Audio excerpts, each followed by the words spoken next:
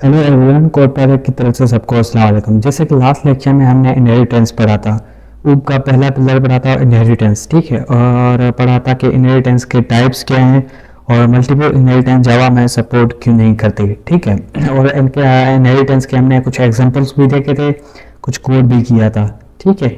तो आज का टॉपिक है हमारा इनकैप्सुलेशन। ऊप का सेकंड पिलर है हमारा इनकैप्सुलेशन, ठीक है। इनकैप्सुलेशन उसको कहते हैं जावा में।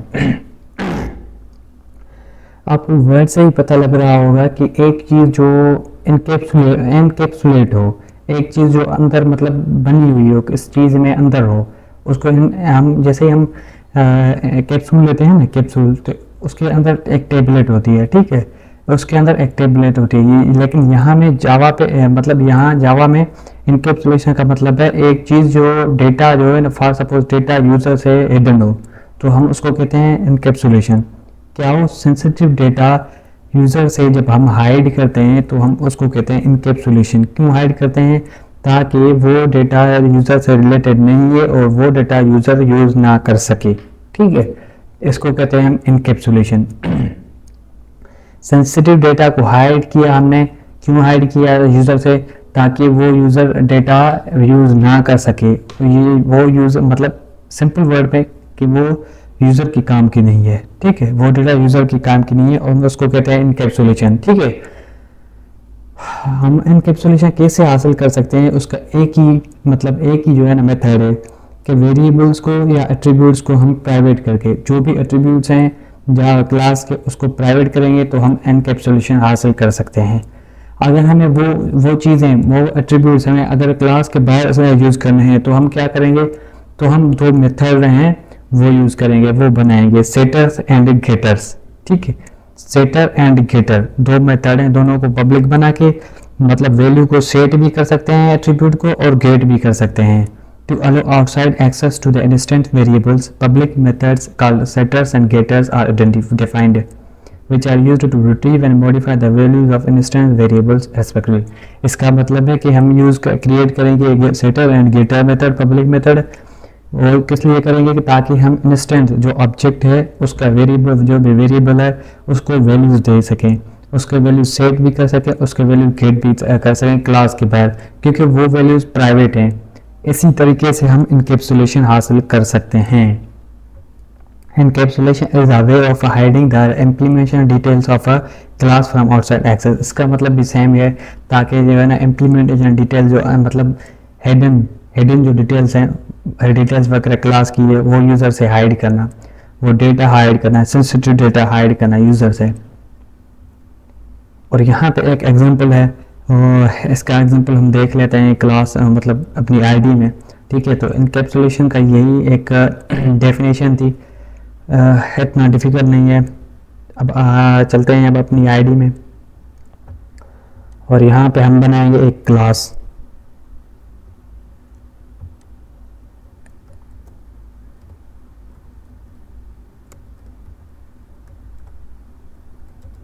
इनकैप्सुलेशन के नाम से बनाया हमने क्या? एक क्लास बनाया। अब हमने क्या करना है? अब हमने जो है ना कोई भी एट्रीब्यूट वगैरह एट्रीब्यूट करना है, उसको बनाना है प्राइवेट। इनकैप्सुलेशन हमें ऐसे ही मिलेगी, जब तक हम प्राइवेट नहीं करेंगे तब तक हमें इनकैप्सुलेशन नहीं मिलेगी। फॉर सपोज मैं इसको करता हूँ प्राइवेट,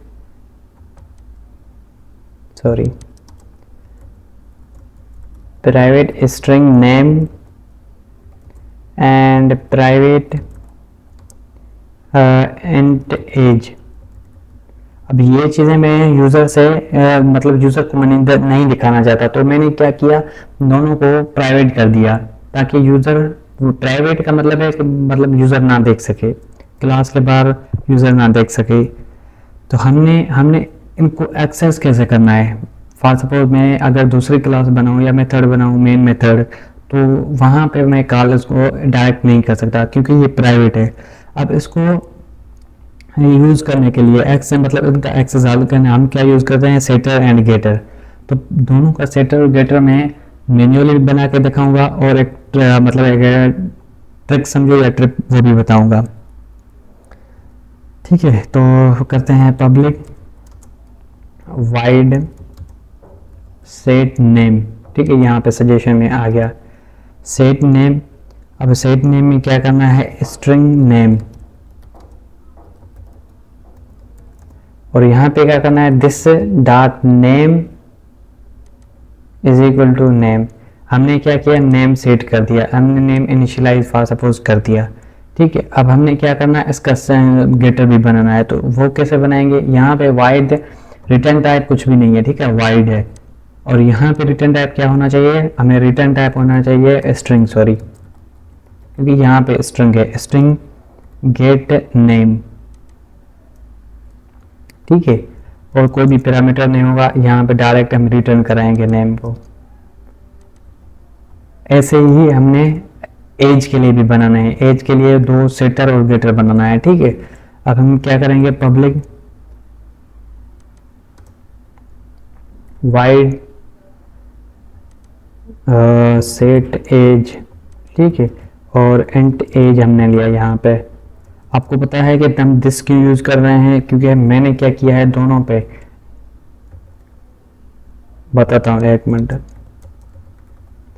देखिए यहाँ पे भी एज है सेम वेरिएबल, और यहाँ पे भी एज है। मैंने आपको कहा, पहले भी कहा है कि अगर हम दोनों वेरिएबल्स सेम ले रहे हैं, ठीक है, तो सेम ले रहे हैं तो यहाँ पे रेफरेंस डालेंगे, दिस इज आर रेफरेंस, यहाँ पे दिस क्या है, या रेफरेंस है, ठीक है। तो हमने क्या रेफरेंस डाला। अगर मैं यहाँ पे इंट ए कर देता हूँ तो मैं यहाँ पे दिस नहीं लगाऊंगा, ए इज इक्वल टू एज कर दूंगा, ठीक है। अब इसका बनाना है गेटर, तो इंट यहाँ पे यूज करूंगा, रिटर्न टाइप इंट, क्योंकि यहाँ पे इंट एज है, इंट गेट एज, और रिटर्न सिंपली क्या करवाना है, हमें एज करवानी है, ठीक है। सेटर्स और गेटर्स हमारे बन चुके हैं। अगर मैं चाहूँ तो यहाँ पे मेन मेथड लिख सकता हूँ, अगर ना तो मैं दूसरा क्लास भी बना सकता हूँ, एक क्लास बनाऊंगा फिर उसमें मेन मेथड बनाऊंगा, ये लाजमी नहीं है, ठीक है, क्लास बनना लाजमी नहीं है, आप बना भी सकते हैं। मैंने डायरेक्ट यहाँ पे PSVM दिया है, मेन मेथड, ठीक है। अब मैंने क्या करना है, क्लास का नाम लिखना है, कौन सा क्लास हमने बनाया, इनकैप्सुलेशन बनाया,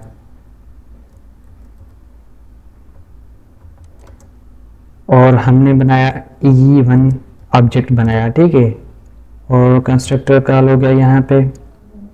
अब हमने क्या करना है, हमने उनका नेम और एज सेट करनी है। अब हम कर सकते हैं इनके थ्रू, मेथड्स जो हमने सेटर और गेटर बनाया है उनके थ्रू कर सकते हैं, वरना हम नहीं कर पा रहे थे डायरेक्ट, क्योंकि वो चीज़ें प्राइवेट हैं।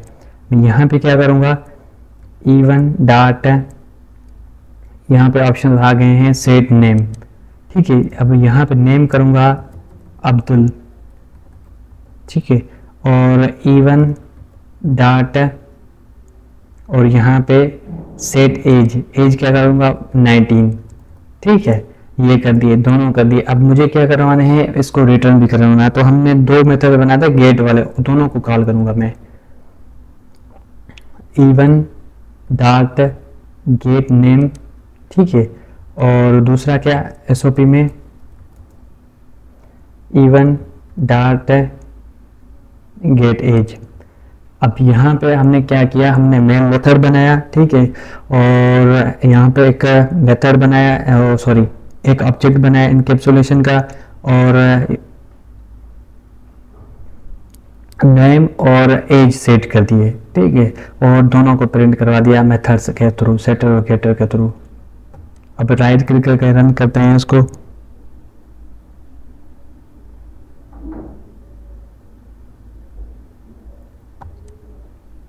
एंड यू सी कि हमारा रिजल्ट आ चुका है अब्दुल एंड 19।